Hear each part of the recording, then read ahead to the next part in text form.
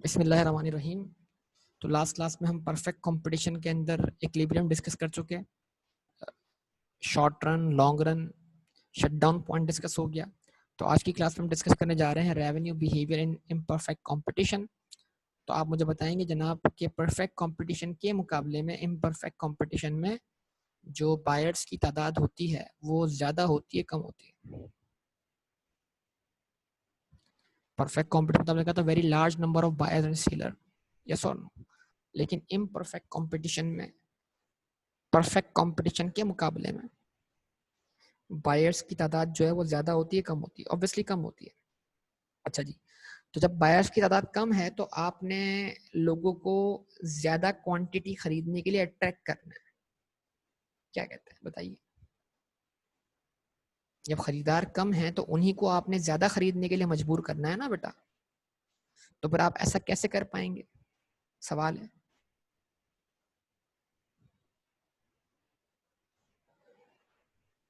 Buyers को ज़्यादा quantity खरीदने पर आप उनको कैसे मजबूर करेंगे? प्राइसेस को बढ़ाकर या प्राइसेस को कम करके? आपने कंज्यूमर बिहेवियर पढ़ लिया है, तो कंज्यूमर बिहेवियर या लॉ ऑफ डिमांड आपको क्या बताता है कि अगर प्राइसेस कम की जाती हैं तो बायर अपनी क्वांटिटी डिमांडेड में क्या कर देगा बेटा, इजाफा कर देगा। इसका मतलब अगर आपने क्वांटिटी डिमांडेड को बढ़ाना है तो प्राइसेस क्या करनी होंगी, कम करनी होंगी या बढ़ानी होंगी? ऑब्वियसली कम करनी होंगी। इसका मतलब क्या है, इम्परफेक्ट कंपटीशन में रेवेन्यू बिहेवियर जो है वो डिक्लाइनिंग है, यानी टोटल रेवेन्यू इंक्रीज होता है डिक्रीजिंग रेट पर। परफेक्ट कंपटीशन में टोटल रेवेन्यू इंक्रीज हो रहा था कांस्टेंट रेट पर। हर बार टोटल रेवेन्यू में कांस्टेंट क्वांटिटी का इजाफा हो रहा था, कांस्टेंट वैल्यू का इजाफा हो रहा था। लेकिन इम्परफेक्ट कंपटीशन में टोटल रेवेन्यू में हर बार जो इजाफा होगा वो पहले से क्या होगा, कम होगा। क्योंकि हर अगला यूनिट बेचने के लिए आपको प्राइसेस पहले से क्या करनी पड़ेंगी, कम करनी पड़ेंगी। जवाब दें इस बात का।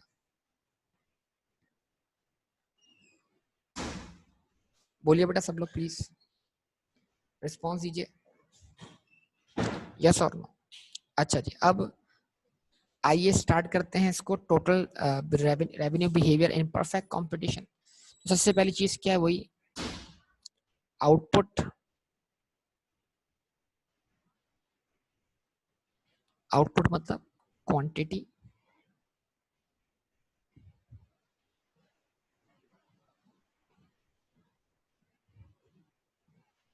उसके बाद प्राइस, इसको डिनोट करेंगे हम पी से। उसके बाद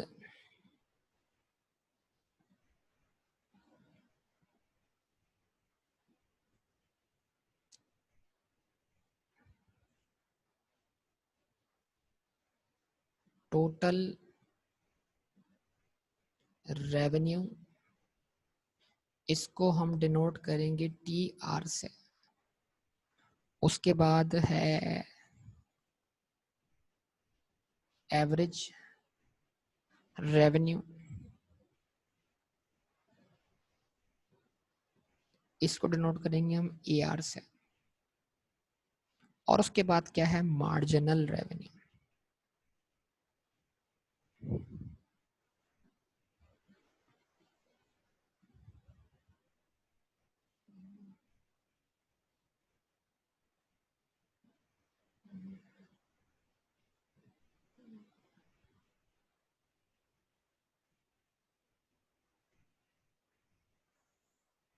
इसको डिनोट करेंगे हम किससे, एम आर से।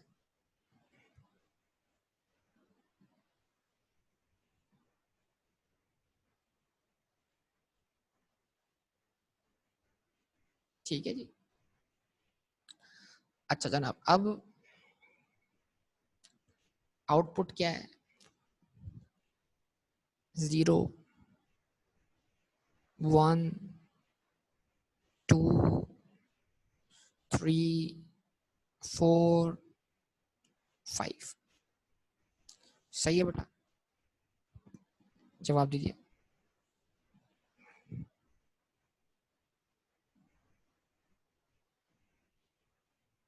ऐसा ही है।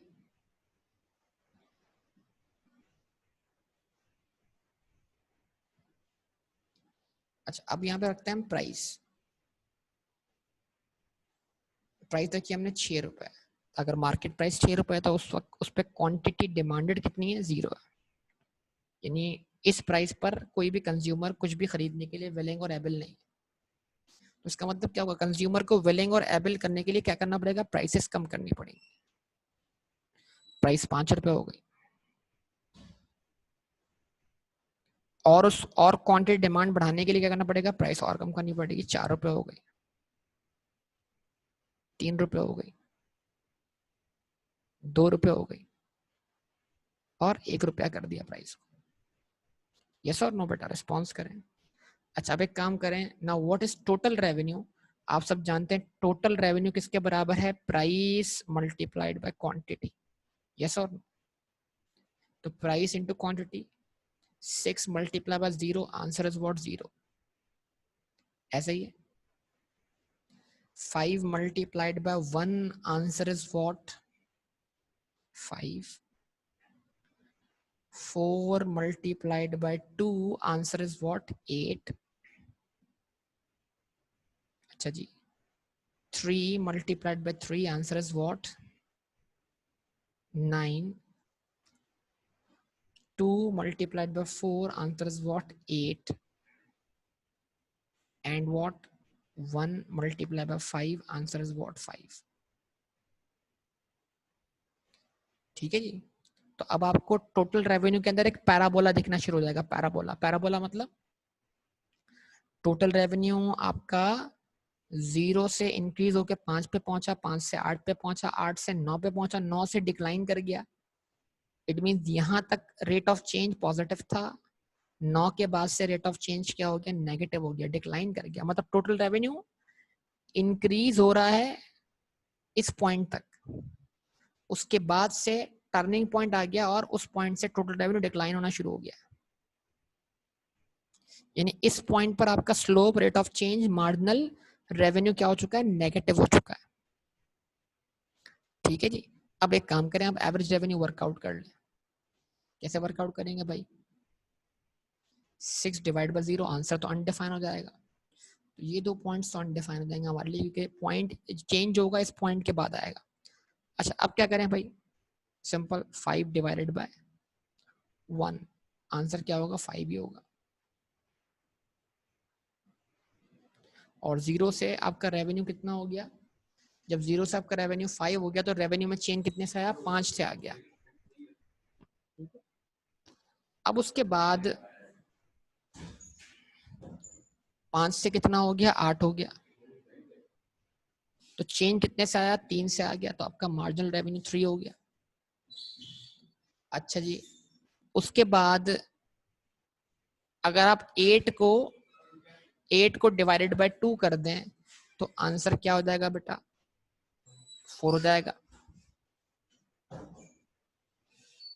एवरेज रेवेन्यू आपका 4 हो जाएगा।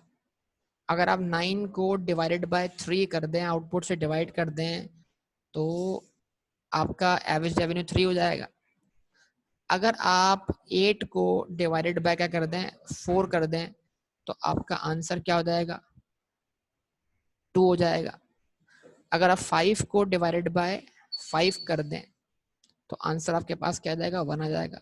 तो एक बात तो तय है, जो शुरू से बोलता हुआ आ रहा हूँ, एवरेज रेवेन्यू बोलूं या प्राइस बोलूं, बात एक ही है। क्यूएमटी में भी बात आपके सामने आती जा चुकी है। मतलब प्राइस बोलें, एवरेज रेवेन्यू बोलें या क्यूएमटी में डिमांड फंक्शन बोलें, बात एक ही है। यस और नो। अगर आपको देखें, क्यूएमटी की भी बहुत सारी बातें आपके सामने कवर हो रही हैं जो बड़े बुनियादी कॉन्सेप्ट्स हैं, लेकिन जो चेंज आ रहा है टोटल रेवेन्यू में वो 0 से 5 का आ रहा है, रेवेन्यू इंक्रीज हुआ 5 से, फिर 5 से 8 का आ रहा है, रेवेन्यू इंक्रीज हुआ 3 से, फिर 5 से 9 का आ रहा है, तो रेवेन्यू इंक्रीज हुआ कितने से, 1 से। उसके बाद 9 से गिर के दोबारा रेवेन्यू 8 हो गया, तो अब जो चेंज आया वो कितने से आया, -1 से आ गया। ठीक है जी। अच्छा, अब उसके बाद चेंज कितने से आया, 8 से 5 पर आ गया और डिक्लाइन कर गया, चेंज कितने से आ गया, -3 से आ गया। यस और नो बोलिए, रिस्पॉन्स दीजिए। ठीक है ना। इसका मतलब यहाँ पर ये हुआ है कि ये आपके सामने टोटल रेवेन्यू बिहेवियर और मार्जिनल और एवरेज रेवेन्यू बिहेवियर आपके सामने बन गया। अब आप थोड़ा सा टाइम लें 5 मिनट का और ये करें कि आप डायग्राम बनाएं इसका।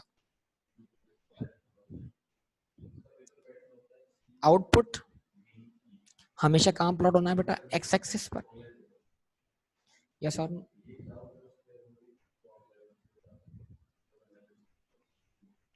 जवाब दो बेटा। और आउटपुट के साथ आप प्लॉट करें किसको? Total revenue. एक डायग्राम, ये एक डायग्राम बनेगा। फिर उसके बाद सेकंड डायग्राम बनाएं, आउटपुट प्लॉट करें एक्स एक्सिस पर, एवरेज रेवेन्यू और मार्जिनल रेवेन्यू को आप प्लॉट कर दें किस पर? वाई एक्सिस पर।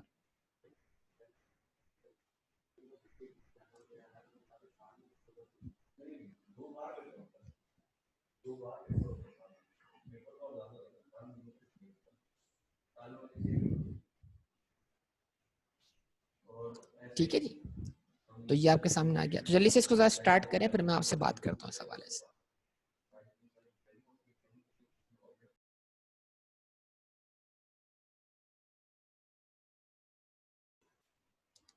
जी जनाब बोलिए, आपके सामने मैंने प्लॉट बना दिया, तो डायग्राम मैं आपके सामने बनाने जा रहा हूँ इसका।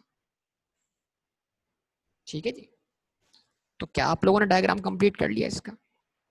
बोलिए। चलें स्टार्ट करते हैं, देखते हैं आप लोगों ने क्या किया, पता लग जाएगा, अभी आइडिया हो जाएगा। ओके, सबसे पहले जब x की वैल्यू 0 है तो आपका टोटल रेवेन्यू भी 0 है। अच्छा, x की वैल्यू 1 थी तो टोटल रेवेन्यू कितना था आपका? 5। यस और नो? रिस्पॉन्स दें।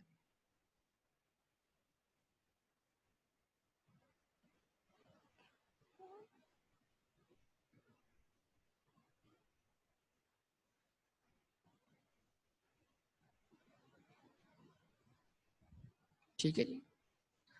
अच्छा, उसके बाद यानी मतलब ये आपके सामने मैं रखने जा रहा हूँ, ये x की वैल्यू 1 है और आपका टोटल रेवेन्यू जो है वो क्या है? 5 है। ये पॉइंटर दिया आपके सामने। अच्छा जी, x की वैल्यू 2 है, टोटल रेवेन्यू क्या आपका? 8 है।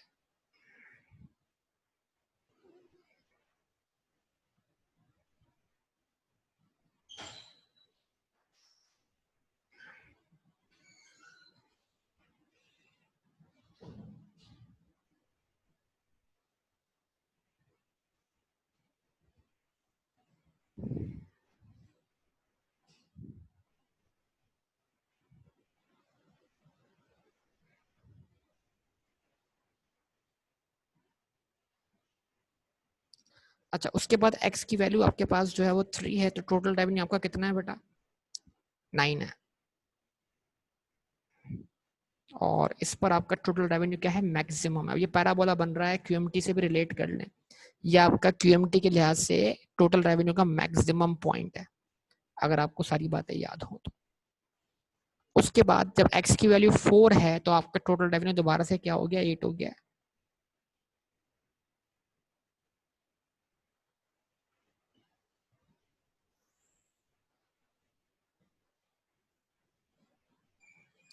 ठीक है जी। उसके बाद जब x की वैल्यू कितनी है बेटा? जब x की वैल्यू 5 है तो आपका टोटल रेवेन्यू कितना हो चुका है? 5 हो चुका है। ऐसा ही है।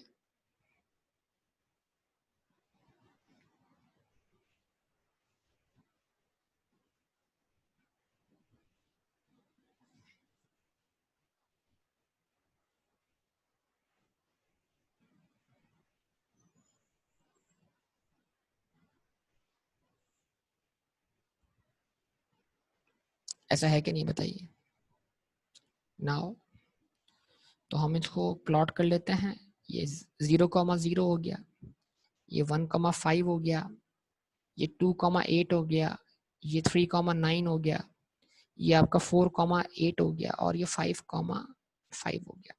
तो अब आप अगर इसको प्लॉट करते हैं तो आपको जो डायग्राम बनता हुआ दिखाई देगा वो पैराबोला है।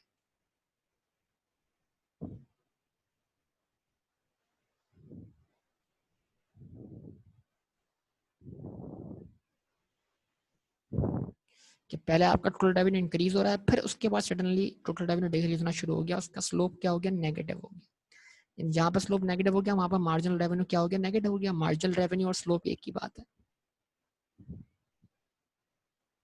ये आपके सामने टोटल रेवेन्यू। यस और नो बोलिए। अच्छा जी, अब उसके बाद अब आप प्लॉट कर लेंगे क्या, एवरेज रेवेन्यू और मार्जिनल रेवेन्यू। ठीक है जी। तो वाई एक्सेस पर मैं क्या कर दूं, हमारा मैक्सिमम एवरेज रेवेन्यू आप जानते हैं कितना है, 5 है। और उसमें हमारे पास नेगेटिव वैल्यूज भी हैं जनाब, उनको भी प्लॉट करना है, उसके लिए भी स्पेस चाहिए, तो वो स्पेस भी मैनेज करना है।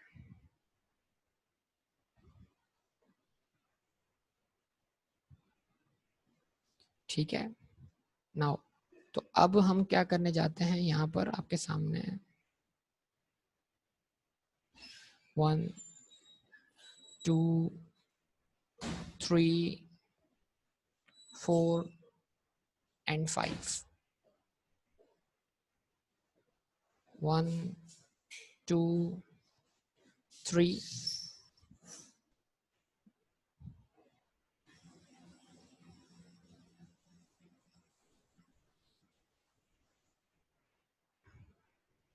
-1 -2 एंड -3। ठीक है जनाब, ये आपके सामने आ गया। अब मार्जिनल रेवेन्यू और एवरेज रेवेन्यू को प्लॉट कर दूं आपके सामने।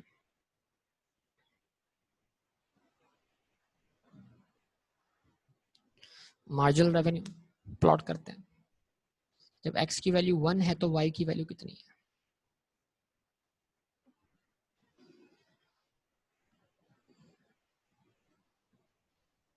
5 है। जब x की वैल्यू 2 है तो उस वक्त मार्जिनल रेवेन्यू एवरेज रेवेन्यू बराबर है। जब x की वैल्यू 2 है तो y की वैल्यू कितनी है,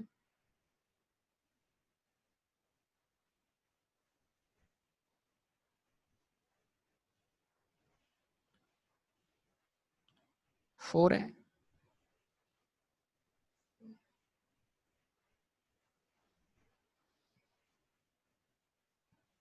जब x की वैल्यू 3 है तो y की वैल्यू 3 है।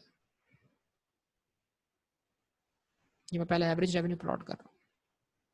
जब x की वैल्यू 4 है तो y की वैल्यू क्या है, 2 है।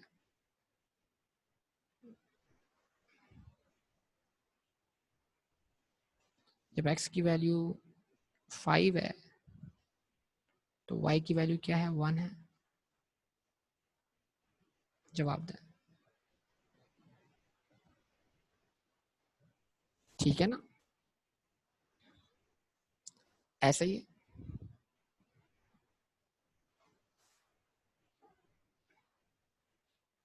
इनको मार्क कर लिया मैंने, और अगर मैं इस लाइन को ड्रॉ कर देता हूँ तो एक स्ट्रेट लाइन बन जाएगी।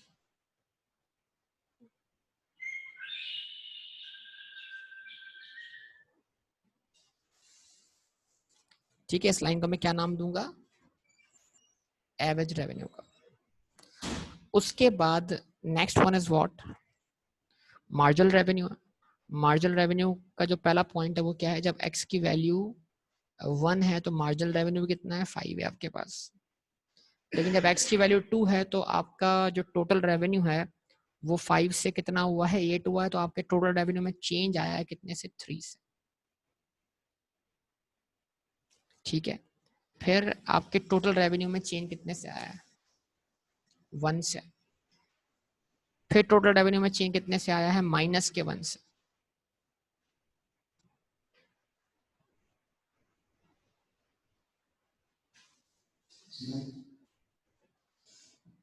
ऐसा ही है।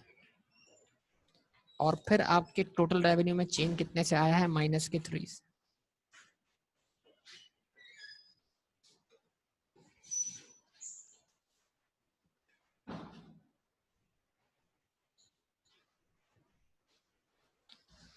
ये पॉइंट्स आप देख लें, अगर आप इन पॉइंट्स को मिलाते हैं तो एक और लाइन ड्रॉ हो जाएगी आपके सामने। इस लाइन को आप क्या बोलेंगे? Marginal revenue.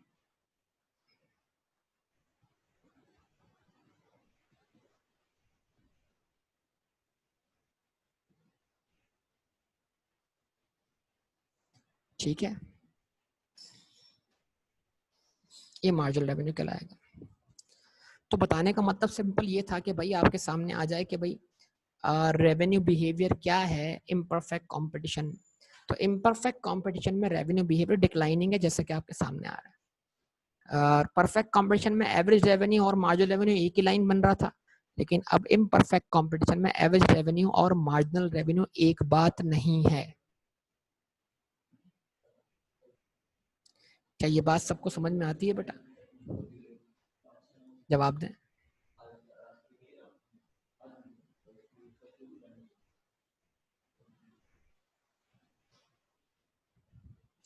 ठीक है, क्लियर है बेटा सबको बात?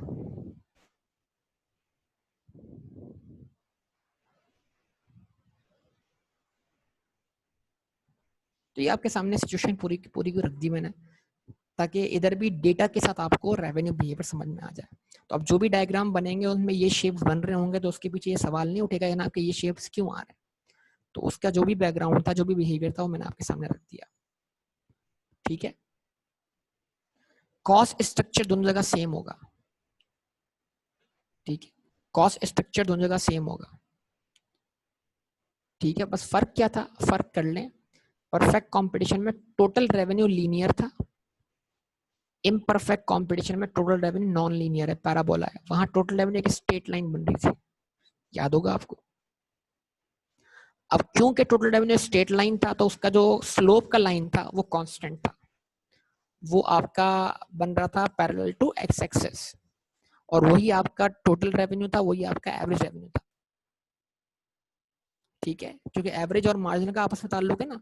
अगर मार्जिनल यानी कांस्टेंट होगा तो एवरेज मार्जिनल के हमेशा बराबर होगा, और ये तो हम रिलेशनशिप एवरेज कॉस्ट और मार्जिनल कॉस्ट में पढ़ चुके हैं। ठीक है, अच्छा, वही अगर नेक्स्ट मार्जिनल बराबर है प्रीवियस एवरेज के, it will make the average what? Constant. Yes और नो? वो चाहे मार्जिनल कॉस्ट हो चाहे मार्जिनल रेवेन्यू। जवाब दीजिएगा बेटा प्लीज। ठीक है ना? तो ये आपके सामने ये सारी बातें आ जाती हैं।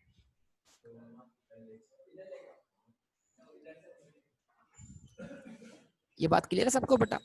उसके बाद आपका जो मार्जिनल रेवेन्यू और एवरेज रेवेन्यू वो क्या है? डिक्लाइनिंग है। और वहां पर क्या था? कांस्टेंट थी, हॉरिजॉन्टल लाइन थी पैरेलल टू एक्स एक्सिस। यहाँ डाउनवर्ड स्लोपिंग लाइन है, मतलब डिमांड कर्व यहाँ पर जो बन रहा है वो क्या है? नेगेटिव स्लोप बन रहा है। प्राइस कम करनी पड़ेगी क्वांटिटी डिमांडेड बढ़ाने के लिए। वहां पर हम बोले थे हमें प्राइस कम नहीं करनी पड़ रही, क्वांटिटी डिमांडेड बढ़ाने के लिए प्राइस वहां पे कांस्टेंट है। तो वहां पर डिमांड का कॉन्सेप्ट परफेक्टली इलास्टिक था। यहाँ पर डिमांड का कॉन्सेप्ट परफेक्टली इलास्टिक नहीं है। यहाँ डिमांड इलास्टिक भी हो सकती है और इन इलास्टिक भी हो सकती है, डिपेंड्स अपॉन द सिचुएशंस। तो इम्परफेक्ट में कोई एक मार्केट नहीं है ना, इम्परफेक्ट में एक से ज्यादा मार्केट्स हैं। मोनोपोली है तो सिंगल सेलर है, तो ऑब्वियसली उसका कोई क्लोज सब्सटीट्यूट नहीं होगा। जब उसकी प्रोडक्ट का कोई क्लोज सब्सटीट्यूट नहीं होगा तो क्या होगा बेटा?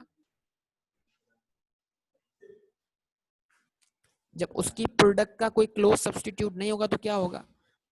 उसकी डिमांड बाकी मार्केट्स के मुकाबले में क्या होगी? इनइलास्टिक होगी। यस और नो?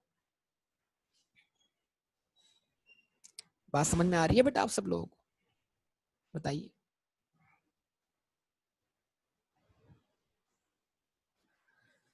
तो ये तमाम बातें बेटा आपके सामने हैं, इनको अच्छी तरह आप दिमाग में बिठाइए। तो अब आपके सामने एक बुनियादी इक्विलिब्रियम रख देता है कि एक बुनियादी, चाहे चाहे वो अब मोनोपोली हो, चाहे वो मोनोपोलिस्टिक कंपटीशन हो, चाहे वो ओलिगोपोली हो, एक बुनियादी इक्विलिब्रियम कैसे आएगा? चलिए एक दफा आप क्या कीजिएगा, इसको स्टडी टेक्स्ट से देखिए, फिर मैं कल की क्लास में आपसे इक्विलिब्रियम डिस्कस करता हूँ किसके? इम्परफेक्ट कंपटीशन के। ठीक है, इसको कंटिन्यू करते हैं। ये बुनियादी बात आपसे मैंने कर दी, इसको कंटिन्यू करते हैं कल की क्लास में। ओके जनाब?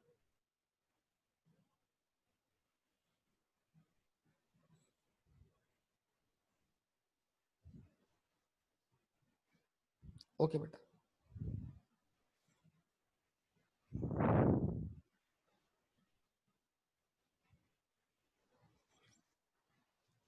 ठीक है, ओके, अल्लाह हाफिज।